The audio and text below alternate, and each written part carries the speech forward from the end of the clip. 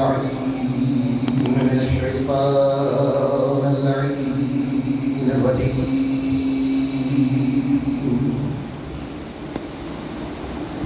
بسم الله الرحمن الرحيم.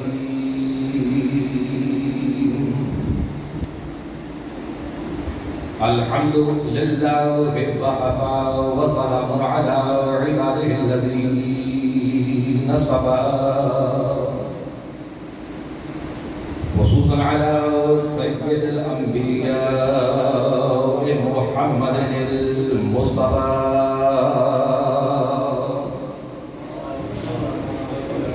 المركب بالياسين والطه، وعلى آله الطيبين الطاهرين المعصومين النجباء الشرفاء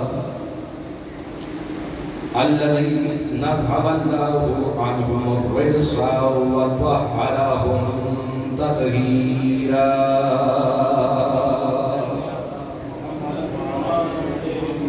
ولعنة الله على الملعون من يومنا هذا إلى قيام يوم الجزاء.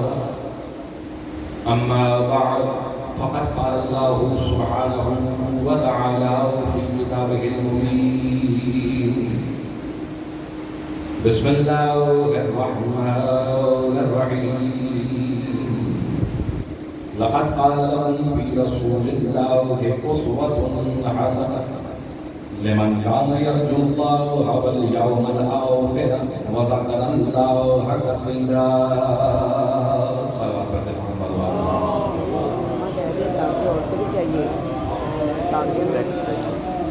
صبح کے لیے پڑھیں گے. ابھی آپ کو میں بھی یہی تذکرہ کر رہے تھے کہ یہ رات بڑی اہم ہے، اور اس کی وجہ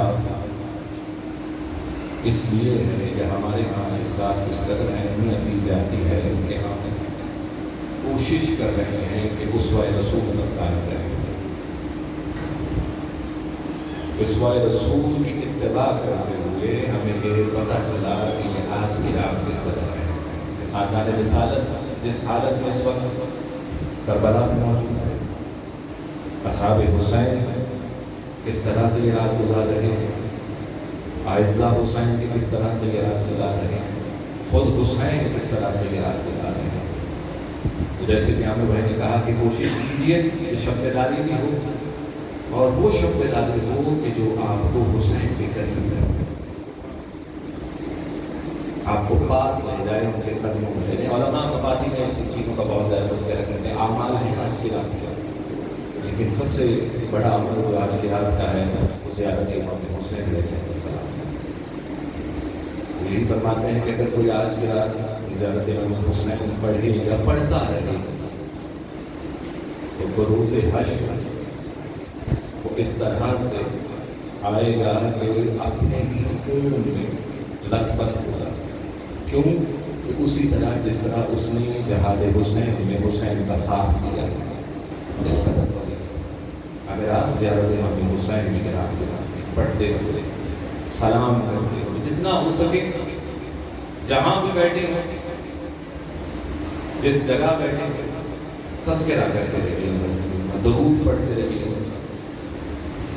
لیکن مسائل کے لیے کسی کا پڑھنا ضروری ہے کہ کوئی پڑھے گا تو آپ کی آنکھ میں آنسو آ سکتے ہیں.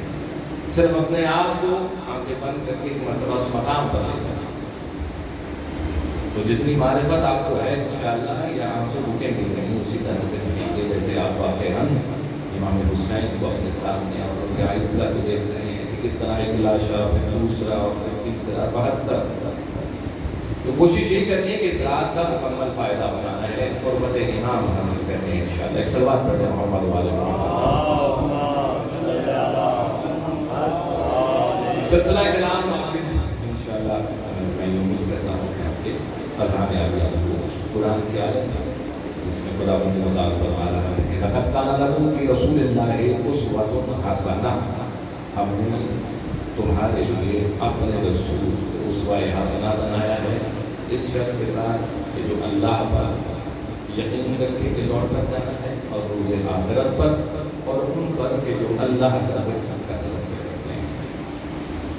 موضوع اسوہ حسنہ، اور ہم یہ بحث کر رہے ہیں، گفتگو کر رہے ہیں کہ اگر اسوہ حسنہ کو جاننا ہے تو اس کا پہلا ماخذ قرآن کریم ہے، اور وہ ہستیاں کہ جن کے ساتھ ساتھ قرآن ہے وہ بتائیں گے کہ اسوہ حسنہ کیا ہے۔ کسی کتاب میں لکھا ہوا، کسی محدث کا لکھا ہوا، کسی مورخ کا لکھا ہوا ہم نہیں مانیں گے اگر وہ قرآن کے ساتھ مطابقت نہیں کرتا۔ اگر قرآن کے مطابق ہے تو صنعتوں پر، لیکن اگر قرآن کے مطابق نہیں ہے تو ہم اس کو اسوہ ماننے کو تیار نہیں ہے۔ وجہ کیا ہے کہ اگر اسوہ رسول کی ہی معرفت نہ ہوئی تو دین اسلام کی معرفت بھی ناممکن ہے۔ جتنی معرفت آپ کو محمد مصطفیٰ کی ہوگی اتنی ہی معرفت آپ کو دین اسلام کی ہوگی۔ بحث اور گفتگو ان چیزوں پر ہے۔ دیکھیں قرآن وہ کتاب کہ لا ریب فیہ، ایسے ہی ہے، حقیقت ہے، کوئی لفاظی تو نہیں ہے نا۔ قرآن خود کہتا ہے کہ قرآن وہ کتاب ہے کہ جو لا ریب فیہ، جس میں شک کی گنجائش ہے ہی نہیں، آپ ڈھونڈ ہی نہیں سکتے۔ آپ کوشش بھی کر کے دیکھ لیں، دماغی صلاحیتوں کو بھی استعمال کریں، عقلی صلاحیتوں کو استعمال کریں، لیکن آپ قرآن میں سے ریب نہیں نکال سکتے۔ کیوں؟ کیونکہ وہ اللہ کا کلام ہے۔ میں اور آپ اس چیز پر متفق ہیں کہ اللہ کے کلام میں کوئی عیب نہیں ہو سکتا۔ بات کو تھوڑا سا اور آگے بڑھائیں، جب اللہ کے کلام میں کوئی عیب نہیں ہے تو پھر جس پر وہ کلام اتارا جا رہا ہے وہ بھی بے عیب ہے۔ نعرہ حیدری، مسئلہ صرف اتنا ہے۔ جس طرح ہمارا قرآن کے بارے میں یہ عقیدہ ہے کہ لا ریب فیہ، ہمارا محمد مصطفیٰ صلی اللہ علیہ وآلہ وسلم کے بارے میں بھی یہی عقیدہ ہے کہ آپ ان کی ذات میں بھی لا ریب فیہ نہیں ڈھونڈ سکتے، کوئی شک کی گنجائش نہیں۔ جس طرح قرآن ایک مکمل کتاب، قرآن ایک مکمل کتاب، محمد مصطفیٰ ایک مکمل ذات ہے۔ ان دونوں میں فرق نہیں۔ اسی لیے کہہ رہا ہوں کہ اسلام کو جاننا چاہتے ہیں یا محمد مصطفیٰ کو جاننا چاہتے ہیں، پہلا ماخذ کیا ہے؟ قرآن کریم۔ لیکن بات وہی کہ آج یہ گفتگو نہ کرنا پڑتی اگر ہمارے سامنے اسوہ رسول پر یا ذات رسول پر وہ باتیں سامنے نہ آتی کہ جو وجہ بنی کہ معرفت رسول ہے ہی نہیں۔ اگر ہوتی تو کبھی بھی یہ باتیں کتابوں میں نہ لکھی جائے گی، لیکن لکھی گئی بدقسمتی سے۔ آپ ایک سلوات پڑھیں، میں آپ کو قرآن کی آیت سناتا ہوں اور اس پر پھر اللہم صلی علی محمد و آل محمد۔ قرآن کریم سورہ حج، یہ بڑا اہم سورہ ہے اور یہ بڑی اہم آیت ہے، کیونکہ تاریخ کی کتابوں میں اس آیت کو لے کر جس کا جتنا دل دیا اس نے ذات رسول پر حملہ کیا۔ اب آیت سمجھ فرما لیں اور میں انشاءاللہ کوشش کروں گا کہ نوجوان کو اس کے بارے میں کچھ نہ کچھ چیزیں لکھی گئی اور جو حقیقت ہے وہ آپ کے سامنے آ گئی۔ بسم اللہ الرحمن الرحیم، سورہ حج۔ وما ارسلنا من قبلک من رسول ولا نبی الا اذا تمنى القى الشیطان فی امنیاتہ۔ آیتیں آپ نے پڑھی ہوئی ہیں، ترجمہ بھی آپ نے اس کا پڑھا ہوا ہے۔ کیا فرما رہے ہیں رب کریم؟ وما ارسلنا من قبلک، ہم نے نہیں بھیجا لیکن آپ سے پہلے بھی من رسولوں کو، ولا نبی، کوئی نبی ایسا نہیں، الا اذا تمنا، کہ جب اس نے کوئی تمنا کی تو کیا ہوا؟ القى الشیطان، تو اس کی تمنا کے ساتھ شیطان حائل ہو گیا۔ اس کی تمنا میں القا کہتے ہیں شامل ہو جانا، مل جانا۔ تو شیطان نے کیا کیا کہ کوئی رسول ایسا نہیں گزرا آپ سے پہلے بھی کہ جب اس نے کسی تمنا کا اظہار کیا تو شیطان بھی کیا ہوا؟ اس تمنا میں شامل ہو گیا۔ یہ آیت یہاں پر قرآن کریم سورہ حج، اور آگے اس کے بعد اللہ تعالیٰ بتاتا ہے کہ ہم کس طرح سے شیطان کو اس میں سے نکالتے ہیں، اس کو ختم کرتے ہیں اور اپنی بات کو محکم کرتے ہیں، کیونکہ اللہ بڑا حکمت والا ہے اور جاننے والا ہے۔ لیکن یہ جو آیت کا اتنا سا ٹکڑا ہے، اس نے تاریخ اسلام پر تحقیق کرنے والے، اسوہ رسول پر تحقیق کرنے والوں کے ذہنوں میں سوال ڈالا۔ کیوں؟ یہ آیت بڑی عجیب ہے کہ اللہ کہہ رہا ہے کہ ہم نے آپ سے پہلے بھی اور آپ کو بھی رسول کا نام بھیجا، تو کوئی نبی ایسا نہیں ہے کہ جب وہ تمنا کرے کوئی تو اس کی تمنا میں شیطان شامل نہ ہو جائے۔ اب جب آپ یہ آیت کا ترجمہ سنتے ہیں تو ذہنوں میں کیا ہے کہ ہو سکتا ہے، پاسبلٹی ہے کہ شیطان اس کی تمنا میں شامل ہو، میری اور آپ کی نہیں، رسول کی تمنا ہے، یعنی کہ شیطان کو رسائی ہے کہاں تک؟ رسول تک۔ تو بات تو پھر ختم ہو جائے گی اگر ہاتھی ہی شیطان سے نہیں بچا ہوا،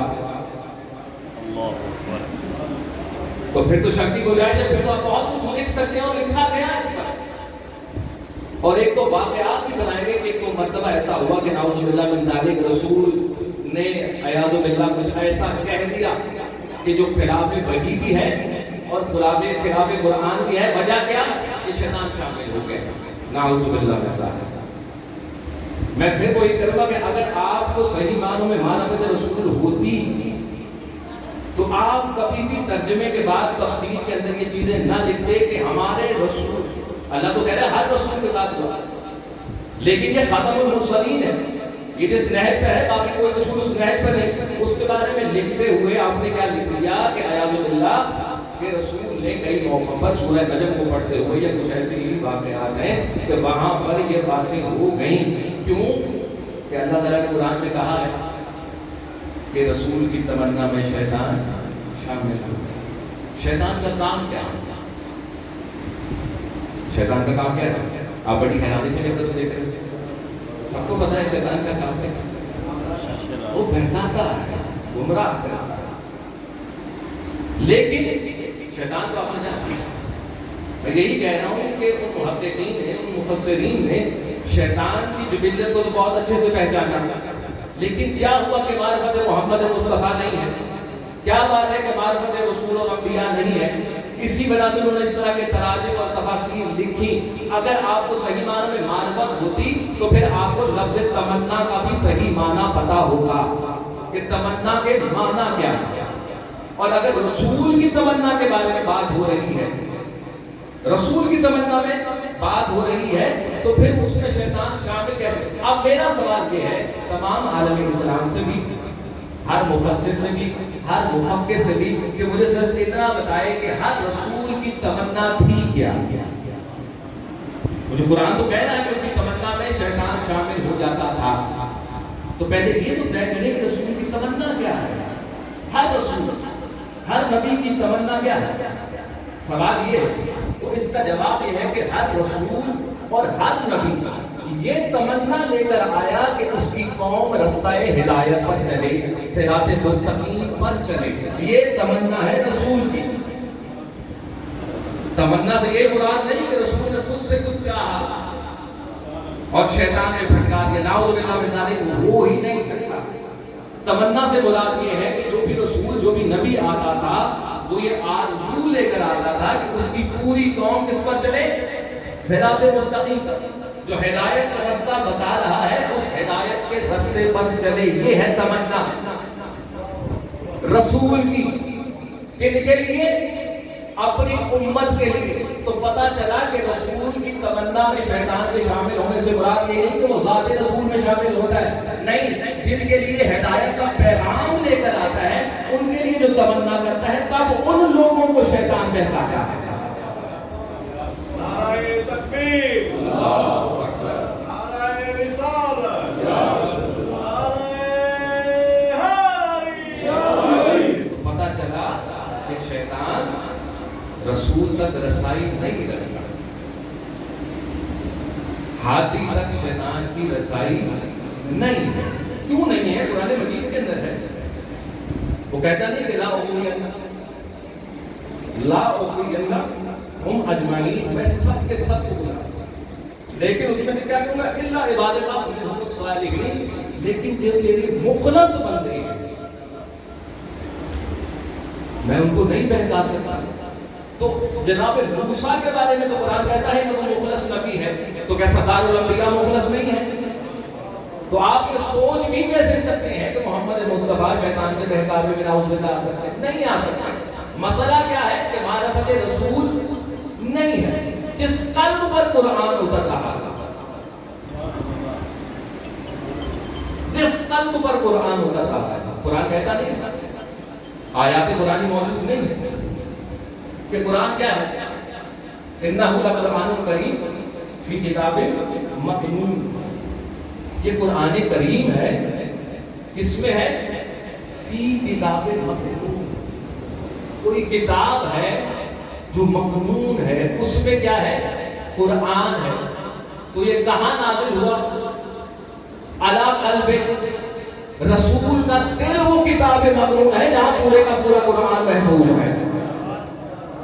نعرہ تکبیر، نعرہ رسالت، نعرہ حیدری۔ تو سمجھ رہے ہیں کہ یہ ذات جس طرح قرآن ہر ریب، ہر شک، ہر کمی سے پاک ہے، محمد مصطفیٰ صلی اللہ علیہ وآلہ وسلم بھی اسی طرح۔ کیوں کہ میں نے آیتیں پڑھ کر سنائی ہیں کہ رسول کو ایک لمحے کے لیے بھی اللہ نے اکیلا نہیں چھوڑا۔ اللہ نے رسول کو علم غیب بھی عطا کیا اور پھر اس کے ارد گرد رصد بھی بنا دیا۔ ہر کام، ہر فعل، ہر عمل، ہر نہیں، جو بھی رسول کہتا ہے وہ تابع وحی الہی ہوتا ہے۔ رسول کے کسی کام کو آپ رسول کی منشا نہیں کہہ سکتے، رسول کی مرضی نہیں کہہ سکتے۔ قرآن کہتا ہے کہ میں تو صرف اور صرف تابع وحی ہوں، لیکن پھر اللہ نے اس تابع وحی کو یہ انعام دیا کہ جب کہا کہ کہو ان سے ہذہ سبیلی،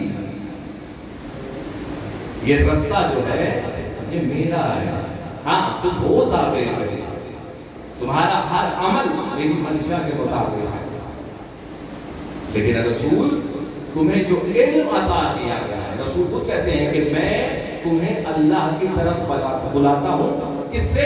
اپنی بصیرت سے، وحی الہی اور اپنی بصیرت، یعنی کہ رسول وحی الہی کتابیں تو ہیں ہی، لیکن ساتھ ساتھ اپنی بصیرت کا بھی استعمال کرتا ہے۔ جو علم اللہ نے اس کو عطا کیا ہے، رسول اس کا پورا استعمال کرتا ہے، اور صرف یہ نہیں کہنا کہ میں کر رہا ہوں، میں تمہیں اللہ کی طرف دعوت دے رہا ہوں، اس وجہ سے، اپنی بصیرت کی وجہ سے، اور وہ جو میری اتباع کر رہا ہے، من اتبعنی، یعنی کہ میری بھی بصیرت ہے اور اس میں بھی بصیرت ہوگی جو میری اتباع میں ہوگا۔ اور پھر دنیا نے دیکھا کہ جو صحیح معنوں میں اتباع رسول میں تھا، اس نے اپنی بصیرت کا استعمال کرتے ہوئے کہ جب خلافت پر آیا تو دارالخلافہ مدینہ کو نہیں کوفہ کو بنایا۔ لیکن لکھنے والوں نے فوراً اعتراض کیا ذات علی کہ جیسے ہی خلافت پر آئے تو مدینہ کو دارالخلافہ نہیں رکھا۔ سب سے پہلی غلطی علی کی یہ تھی، رسول کہہ رہے ہیں کہ میں بھی تمہیں اللہ کی طرف بلاتا ہوں اپنی بصیرت کی وجہ سے، اور وہ بھی من اتبعنی، جو میری اتباع میں ہے۔ ہمیں نہیں ملا علی کے علاوہ کوئی ایسا کہ جو مکمل طور پر اتباع محمد مصطفیٰ پہ ہو۔ اسی علی نے بعد از رسول کیا کیا کہ جب خلافت پر آئے تو دارالخلافہ مدینہ کو نہیں رکھا، کس کو بنایا؟ کوفہ کو۔ لکھا لکھنے والوں نے کہ علی کی سب سے پہلی غلطی یہ تھی کہ علی نے مدینہ کو دارالخلافہ نہیں بنایا۔ شاید آج آپ بھی سوچ رہے ہیں نوجوانوں کے ذہن میں بھی سوال وہاں کے کیوں نہیں بنایا، کیوں نہیں؟ یہ اسی بصیرت کی وجہ سے نہیں بنایا۔ لیکن چلیں یہاں پر روکتے پہ علی نے نہیں بنایا، مدینہ کو دارالخلافہ؟ سوال آج میرا یہ ہے کہ اگر علی نے مدینہ کو دارالخلافہ نہیں بنایا تو کیا علی کے بعد کوئی نہیں آیا؟ کیا آج مدینہ دارالخلافہ ہے؟ سوال تو یہ ہے کہ اگر علی نے اپنی بصیرت کا استعمال کرتے ہوئے مدینہ کو دارالخلافہ نہیں بنایا، کوفے کو بنایا، تو اس کے بعد تو بہت سے بادشاہ آئے، بہت سے حکمران آئے، کیا کسی نے ایسا کیا کہ دوبارہ مدینے کو دارالخلافہ بنائے؟ اس کا مطلب یہ ہے کہ جب رسول یا وہ کہ جو مکمل طور پر اتباع رسول میں ہو اپنی بصیرت سے جب کسی عمل کو کرتا ہے تو وہ قیامت تک کے لیے مثال بن جاتا ہے، اس کو کوئی ہٹا نہیں سکتا، اس کو کوئی بدل نہیں سکتا۔ ایک سلوات کریں گے محمد والے محمد۔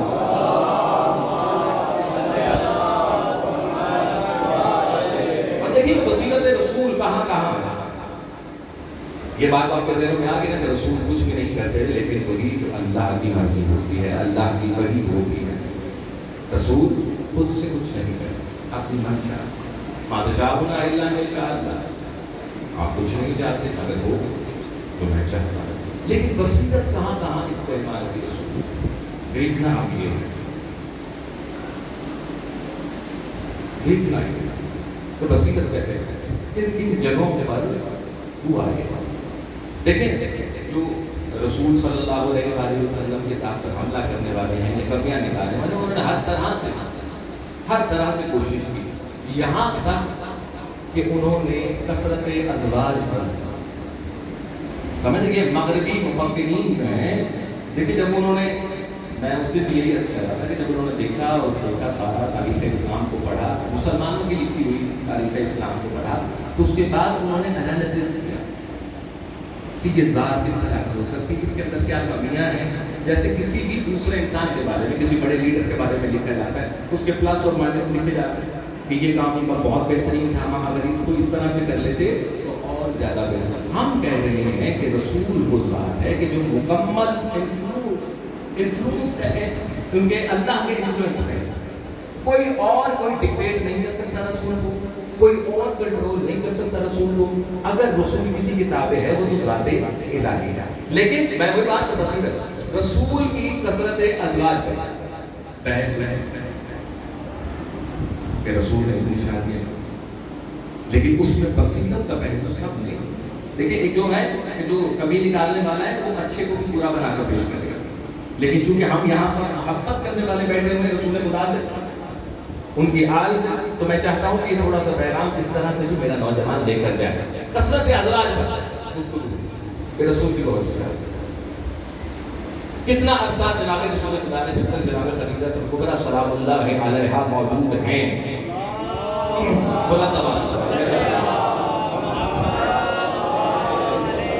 رسول کی کوئی شادی نہیں، یہ بی بی جیسے بھی رخصت ہوتی ہیں، ٹھیک ہے، اور اس کے بعد مدینہ میں آتے ہیں تو ایک سلسلہ شروع ہوتا ہے، اور رسول مختلف قبائل کے ان کے ساتھ ٹھیک ہے ایک رشتہ جوڑنے کے لیے، ہم آہنگی کے لیے کہ یہ بنے رہیں، یہ جڑے رہیں، اولاد صرف اور صرف عزت سے ہے جناب خدیجہ الکبریٰ۔ بصیرت رسول یہ ہے کہ یہ لوگ کہیں ایسا نہ ہو بعد میں سوچیں کہ اولاد صرف خدیجہ الکبریٰ کی ہے اور انہیں بھی بیٹی، تو اگر کہیں رسول ہم سے رشتہ داری کرتے تو ہو سکتا تھا کہ نسل رسالت ہم سے چلتی۔ سمجھ رہے ہیں اس بات کو؟ لوگوں کے ذہنوں میں بڑے بڑے قبیلے تھے اس وقت جو ساتھ تھا، قریش کو چھوٹی جگہ تو نہیں کرتے، قبیلہ کو چھوٹا تو نہیں تھا، بہت بڑا تھا۔ اس کے علاوہ عرب میں جتنے بھی بڑے بڑے قبیلے تھے سب کی خواہش تھی کہ جیسے جیسے کوئی لیڈر مشہور ہوتا جاتا ہے تو لوگ اس کے قریب ہونا چاہتے ہیں، اور پھر وہ یہ بھی پتا ہے کہ رسول کا بیٹا ہے، کوئی ایک ہی بیٹی ہے،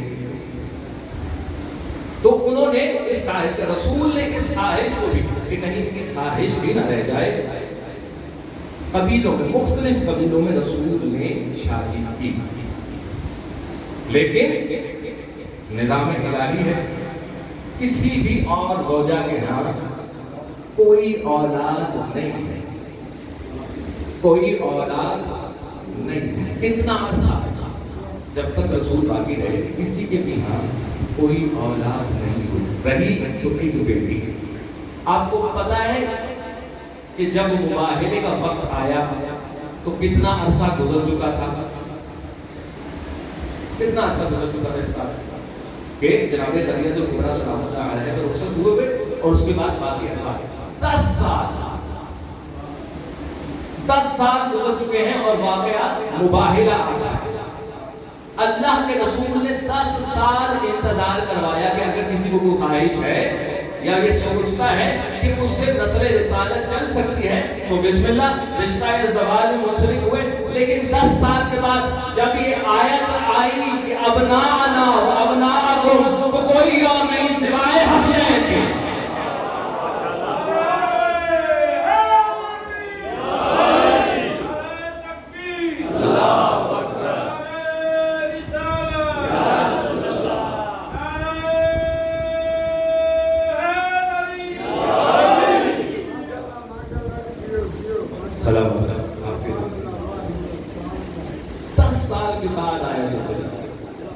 کسی کے دل میں خواہش نہ رہے تو پتہ چلا کہ محمد مصطفیٰ ایک ذات کا نام نہیں, محمد مصطفیٰ ایک سلسلے کا نام ہے. اور یہ سلسلہ آدم سے شروع ہوگا. اس میں موسیٰ بھی آتے ہیں, اس میں نوح بھی آتے ہیں, اس میں ابراہیم بھی آتے ہیں, اس میں عیسیٰ بھی آتے ہیں, اس میں محمد مصطفیٰ بھی آتے ہیں. اور یہ بصیرت محمد مصطفیٰ تھی کہ وہ چاہتے تھے کہ ہدایت کا سلسلہ جاری رہے جو آدم سے شروع ہوا ہے. اس لیے سلسلہ ہدایت کو روکا نہیں. آدم سے خاتم, خاتم سے آگے علی بھی ہے, حسن بھی ہے, حسین بھی ہے, اور یہ سلسلہ آج تک مہدی آخر الزمان کی صورت میں موجود ہے. مسئلہ کیا ہے کہ جب بھی آپ اس سلسلے کو ذات ختمی مرتبہ اس سلسلے کی زنجیر کی کسی بھی ایسی جگہ سے کہ زنجیر کو کھول کے اور اس میں گیپ ڈال کے ذات مصطفیٰ تک پہنچنے کی کوشش کریں گے آپ بہک جائیں گے. یہ کڑی سے کڑی جڑی ہوئی ہے جو آدم سے شروع ہوتی ہے مہدی آخر الزمان تک پہنچتی. تو ذات محمد مصطفیٰ کو جاننا ہے یا تو قرآن سے جانیے یا وہ کہ جن کے ساتھ ساتھ قرآن جاننا. میں نے عرض کیا کہ بصیرت محمد مصطفیٰ نے اس طرح سے کام کیا. یہ بھی تو بصیرت محمد مصطفیٰ صلی اللہ علیہ وآلہ وسلم کہ 39 دن انتظار کروایا. یہ بھی تو بصیرت محمد مصطفیٰ ہے نا کہ کسی کے دل میں کچھ رہ نہ جائے کہ چونکہ آپ اس کو آگے کرتے ہیں ہر دفعہ آپ کا حکم ہوتا ہے وہ چلا جاتا ہے, ہمیں تو موقع ہی نہیں ملتا. تاریخ گواہ ہے آپ کو جب بھی موقع دیا ہے آپ نے موقع سے فائدہ ہی اٹھا لیا.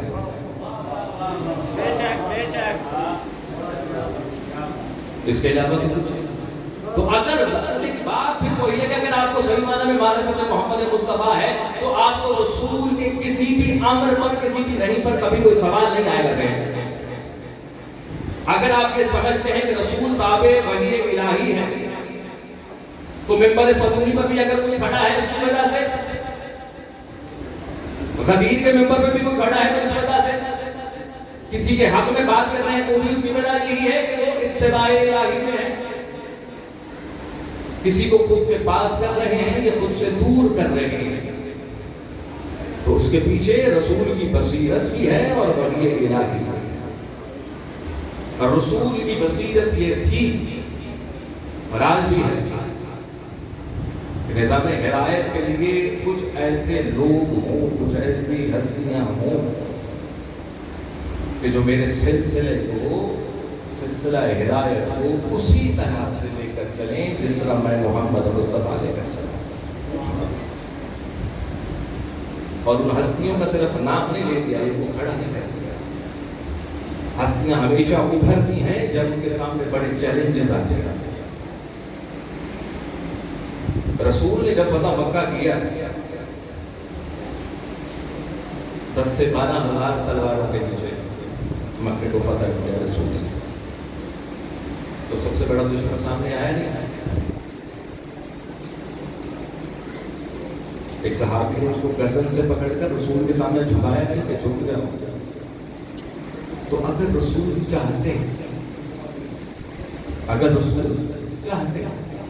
تو کیا نہیں کر سکتے تھے؟ اسی دن جہاں پر اتنے قاتل ہوئے ایک قتل اور ہو جاتا تھا، ایک قتل اور ہو جاتا تھا، لیکن اس کو سینے سے لگایا. اور یہاں بھی یہ بھی ملتا ہے تاریخ کے اندر کہ اس کو اپنی عبا بھی پہنا ہے.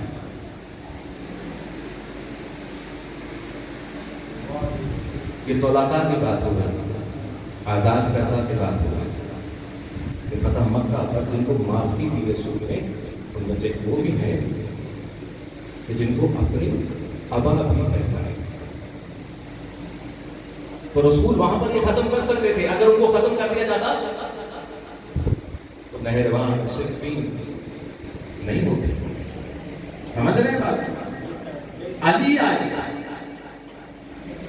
علی اگر چاہے تو کیا نہیں روک سکتے تھے اس سلسلے کو؟ روک سکتے. مالک اشکر جب آخری حملے کے لیے جانے لگا ہے نا، تو علی نے پیغام بھجوایا کہ مالک واپس آ جائے.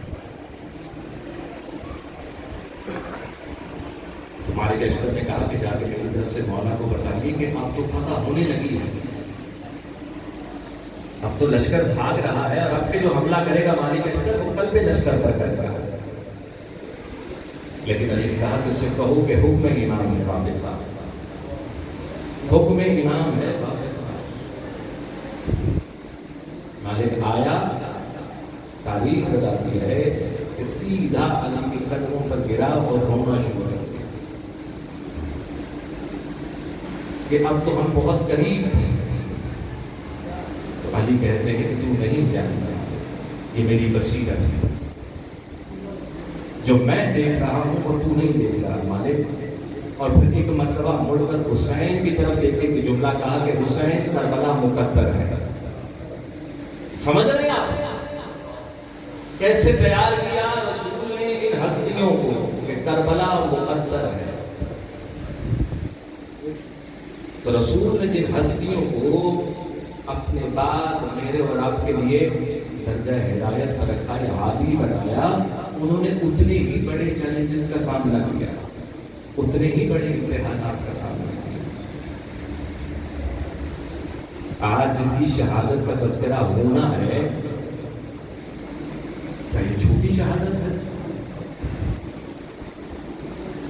57 سال کا بوڑھا باپ ہے، 18 سال تک کڑی جوان ہے.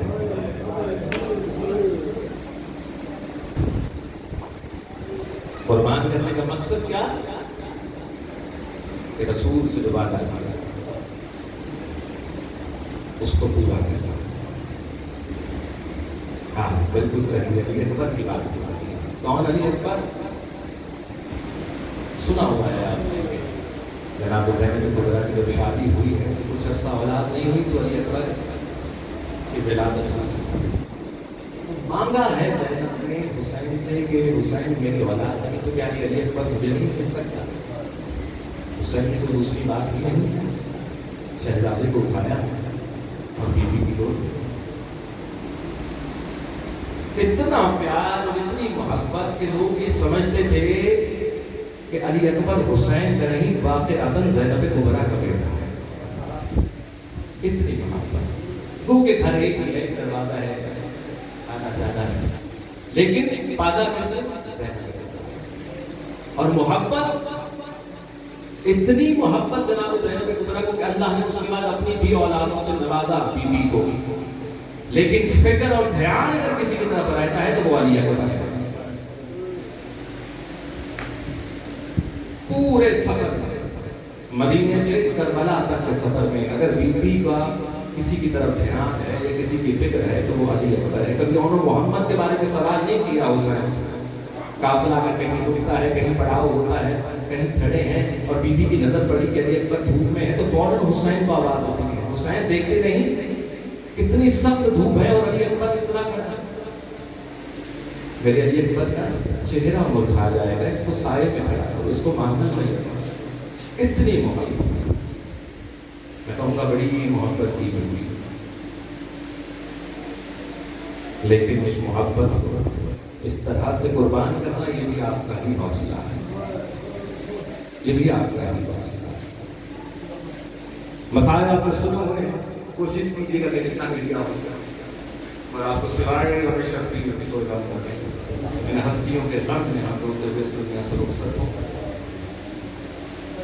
आ गई सुबह आशूर, वो सुबह आशूर के जिसका आगाज अली अकबर की अजान से हुआ। ये बहुत बड़ी मसलहत थी, ये बहुत बड़ी बसीरत थी हुसैन की कि अली अकबर से आजान दिलवाना। मैं और आप पढ़ते और सुनते रहते हैं कि अली अकबर हम शक्ल पैगंबर था। अली अकबर सिर्फ हम शक्ल पैगंबर नहीं था, अली अकबर का लहजा भी पैगंबर वाला था। तो जिन्होंने लहजा रसूल सुना हुआ था ना, समझ रहे हैं बसीरत इमाम क्या है।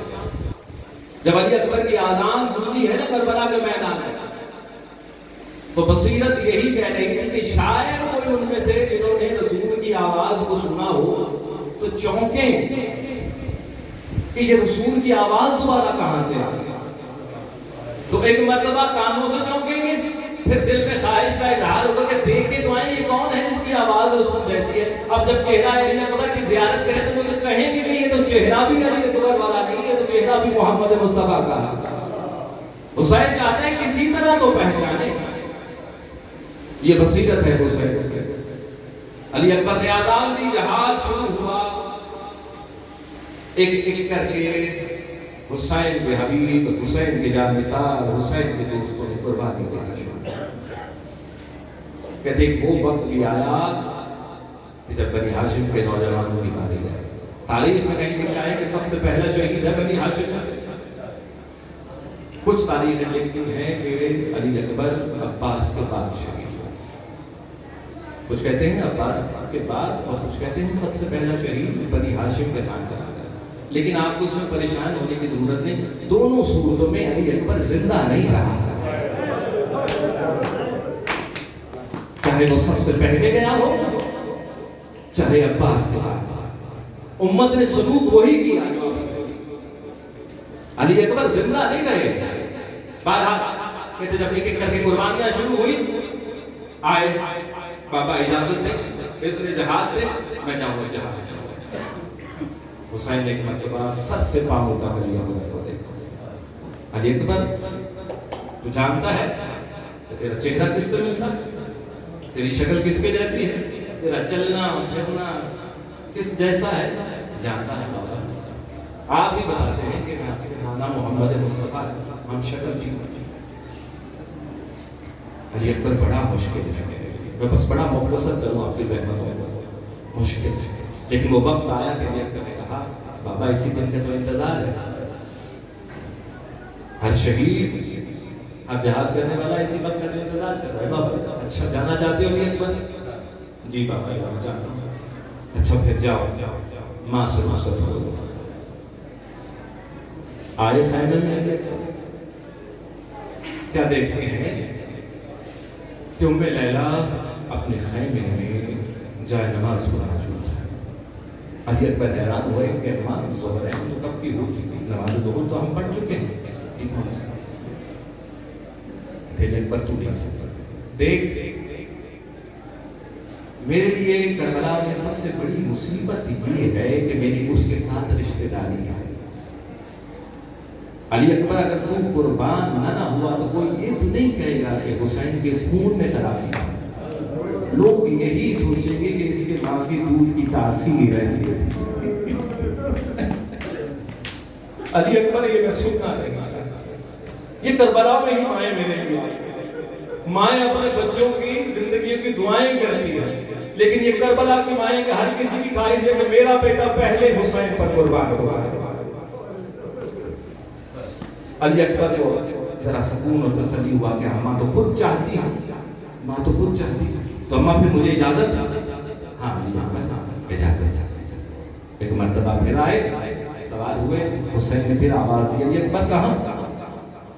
कहा आपने कहा था माँ से मैं सलाम कर रहा था। अच्छा عثمان سے تو مل لیا، جس نے 18 سال اپنے برقعے میں کاٹا ہے، کیا اس سے اجازت نہیں لو گے؟ اس سے نہیں مل کر آؤ گے؟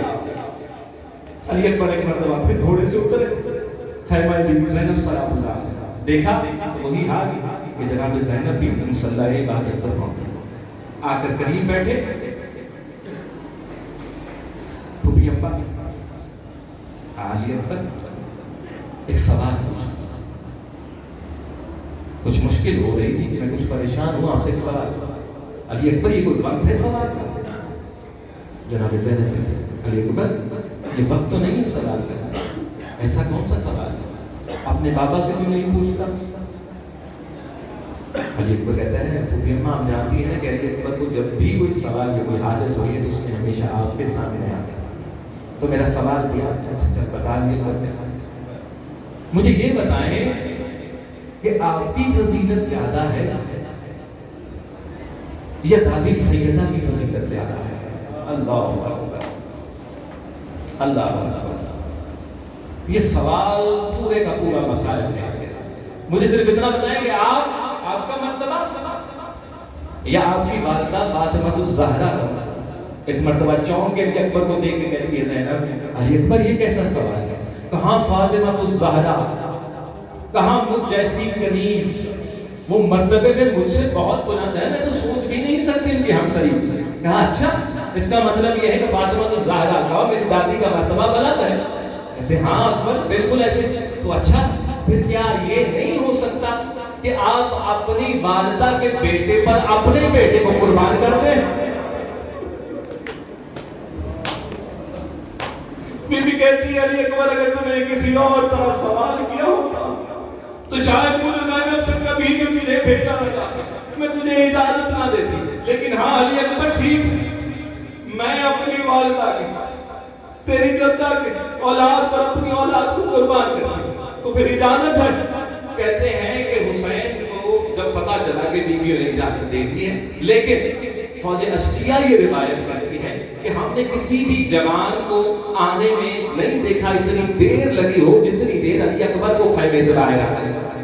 کہتے ہم دیکھتے تھے کہ بار بار درے خیمہ اٹھتا ہے، پردہ اٹھتا ہے، علی اکبر آتے ہیں پھر اندر چلے جاتے ہیں، پھر اٹھتا ہے تھوڑی دیر بعد، اسی طرح ہو رہا ہے کیا کہ جب بھی علی اکبر خیمے سے باہر آتا ہے کبھی کوئی پھوپھی آواز دیتی ہے علی اکبر آخری دفعہ چہرہ دکھا جا، کبھی بہن کو جاتی کہ ایک مرتبہ سینے سے لگا لے علی اکبر، کوئی کہتا ہے کہ رسول کی آخری دفعہ زیارت ہو جائے۔ بہرحال عزادارو علی اکبر نکلے خیمے سے، حسین کے پاس آئے، حسین نے سوال جواب جا دیا، اپنا شوق شہادت اور اپنا شوق جہاد پورا کرو۔ کہتے ہیں علی اکبر بیٹھے ہیں اور اب میدان کی طرف ہو گیا۔ اب جیسے جیسے آگے بڑھے کچھ دیر گزری، علی اکبر کو محسوس ہوا کہ کوئی ہے جو پیچھے ہے۔ اب جو مڑ کر دیکھا تو کوئی اور نہیں، 57 سال کا بوڑھا باپ علی اکبر کے گھوڑے کے پیچھے پیچھے۔ جیسے جیسے گھوڑے کی رفتار بڑھتی ہے اکبر کے بابا کے بھی قدم تیز ہوتے ہیں۔ ایک مرتبہ روکا علی اکبر نے، مڑ کر آئے بابا کے بعد، بابا کیا آپ نے مجھے اجازت دے نہیں دی کہ میں جہاد پر نہ جاؤں؟ حسین نے کچھ جملہ کہتے علی اکبر تیرا کوئی تجھ جیسا تیرے پاس بیٹا نہیں ہے نا، اگر تیرا جوان بیٹا ہوتا تو پھر تجھے پتا چلتا کہ اب تم سے رخصت کیسے کرتا ہے۔ وہ ماں کتنی مشکل اور اذیت میں ہوتا ہے کہ جس کو پتا ہو کہ اس کا جوان بیٹا واپس نہیں آئے۔ بابا اجازت دے، اجازت دے۔ ہاں ٹھیک ہے علی اکبر۔ ایک مرتبہ پھر چہرے کی زیارت کے لیے اکبر نے رخصت کیا، جاؤ بیٹا۔ اب علی اکبر میدان کی طرف جا رہے ہیں، حسین واپس آ کر ایک ٹیلے پر بیٹھے ہیں، اونچائی پر بیٹھے ہیں۔ علی اکبر میدان میں، حسین یہاں پر، بی بی در خیمہ پر۔ علی اکبر کی نگاہیں فوج پر، حسین کی نگاہیں علی اکبر پر، زینب کی نگاہیں حسین پر۔ اب یہ منظر ہے، علی اکبر نے جہاں شروع کیا، حسین دیکھ رہے علی اکبر کو، ادھر زینب کو بڑا حسین۔ اب جیسے جیسے چہرے کے تاثرات بدلتے ہیں ادھر بی بی کی بھی حالت بدلتی ہے۔ ایک مرتبہ حسین جلدی سے کھڑے ہوتے ہیں، زینب کو لگتا ہے کہ کچھ ہوا ہے، لیکن پھر کیا ہوا کہ حسین آگے بڑھتے ہیں تو کیا دیکھتے ہیں کہ علی اکبر واپس آتے ہیں۔ ایک مرتبہ آئے پھر بابا کے پاس، بابا میرا جہاد دیکھا؟ ہاں بیٹا تو واقعی حیدر کرار کا پوتا، میں دیکھ رہا ہوں تیرا جہاد۔ तेरे में सब वो खूबियां हैं जो जंगलू में होनी चाहिए। अच्छा बता क्यों आया?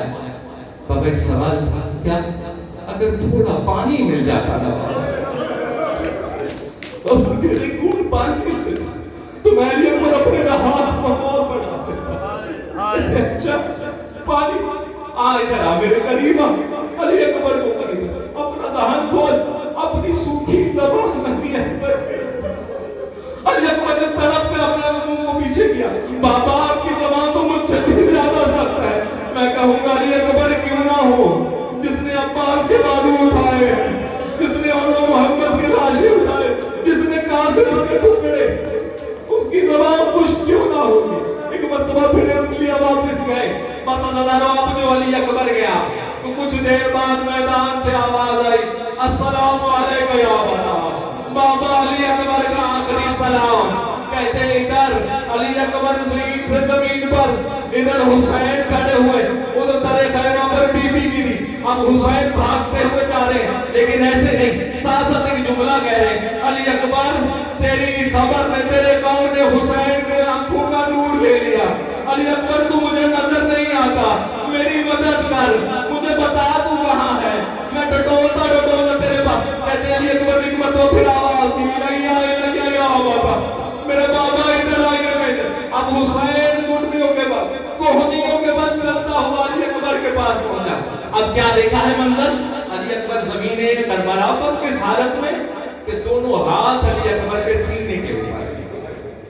हुसैन पहुंचे, अल्लाह अकबर, अल्लाह अकबर। हुसैन पहुंचे, क्या देखते हैं? जमीने करबला पर अली अकबर दोनों हाथ सीने। एक मर्तबा उठाने की कोशिश की अली अकबर, लेकिन चाहते हैं कि एक मर्तबा खेमे में ले जाए अली अकबर को। 57 साल का बूढ़ा बाप, 18 साल का कड़िया जवान, एक मर्तबा कोशिश की, नहीं उठाया गया, रखा जमीन। फिर दोबारा हिम्मत को मुस्तमे किया, फिर कोशिश की, नहीं उठाया गया। जब 3 दफा कोशिश की और अली अकबर को ना उठाया गया ना, तो एक मर्तबा अली अकबर को देख के कहते हैं, अली अकबर तेरा बाबा बूढ़ा हो गया है, देख बाबा ने कुछ मदद कर कि बाबा तुझे उठा सके। बाबा बताइए क्या करें? लेकिन एक बार एक बाजू मेरे गले में डाल और कोशिश करके अपना वजन उठा ले। कहते अली अकबर ने एक बाजू डाली, हुसैन कहते हैं दूसरा हाथ भी मेरे गर्दन में डाल। कहा बाबा ये दूसरा हाथ ना रख सकूंगा। क्यों, क्या हुआ? बाबा मंजर में लेके जाएगा आपसे। कहते बेटा मैं हुसैन हूँ, मुझसे बड़ा कोई साबित नहीं। बाबा तकलीफ बहुत है, हाथ नहीं उठेगा। एक मर्तबा दोबारा लिटाया अली अकबर को फटे सहरा की जमीन पर। एक मर्तबा कहा कि अली अकबर तू घबरा है, तेरा बाप बहुत साबित है, तू अपना हाथ उठा, मैं देखूं तो सही तेरा जख्म है कितना गहरा। अल्लाह किसी जवान औलाद का दुख बूढ़े बाप को इस तरह से न दिखाए। एक मर्तबा अली अकबर ने हाथ पर हाथ रखा, हुसैन ने कहा बाबा मुझसे ना उठाया जाएगा, मेरी मदद कीजिए। अब जो हाथ उठा कर देखा तो बर्छी का टूटा हुआ था अली अकबर के सीने में, अली अकबर के सीने में। अली अकबर की हालत यह है कि एड़ियां रगड़ते हैं सहरा की जमीन पर। अली अकबर इस कदर तकलीफ में, अली अकबर तकलीफ ज्यादा, हाँ बाबा तकलीफ बहुत ज्यादा है। अली अकबर कुछ करूं कि हौसला हो। बाबा अगर ऐसा हो जाए कि ये बर्छी निकल जाए ना, तो हो सकता है कि अली अकबर की तकलीफ में कमी आ जाए। अच्छा ये निकाल दूं तो तुझे कुछ सुकून मिलेगा अली अकबर? हाँ बाबा कुछ सुकून हो जाएगा। कहते अच्छा एक दफा फिर लिटाया, इस तरह से जैसे इंसान तशव्वुर की हालत में होता है। घुटने टेके अली अकबर के पास, हुसैन ने हाथ रखा बर्छी के उस टूटे हुए फल पर।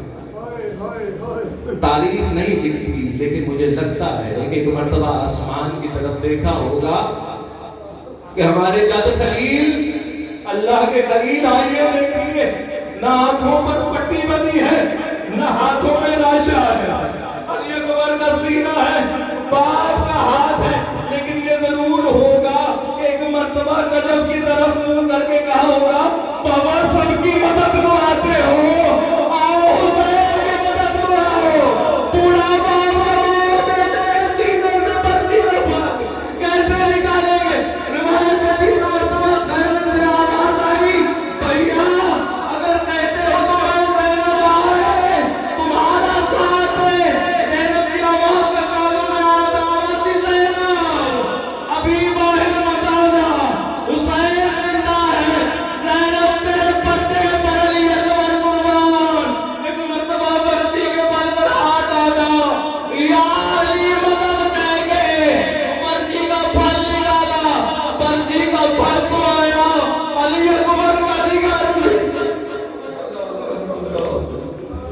بتاؤ میں سوال ضروری ہے